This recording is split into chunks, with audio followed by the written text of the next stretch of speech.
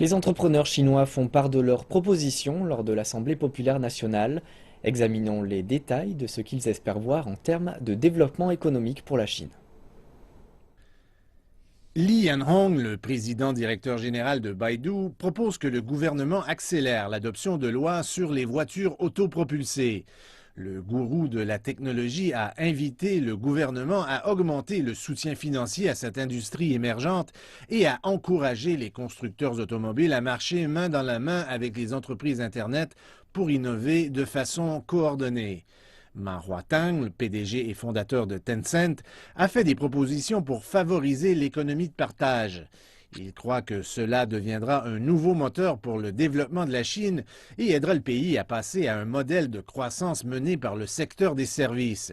Li Xiaolin, le président du groupe immobilier Linda, pense que le marché du logement dans les villes de 3e et 4e niveau sont dans un état d'offre excédentaire. Régler la situation dans ces villes devrait être une priorité. Il a invité le gouvernement à augmenter l'aide au niveau politique pour ces villes.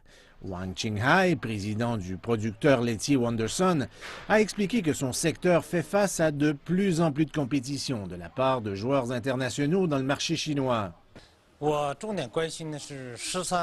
me préoccupe de la revitalisation du secteur industriel en Chine, mais aussi du développement des entreprises laitières dans le futur. Les entreprises, particulièrement dans le secteur laitier, subissent d'énormes pressions de la part de concurrents internationaux. Le coût pour produire le lait en poudre en Chine est 2 fois plus élevé qu'à l'étranger.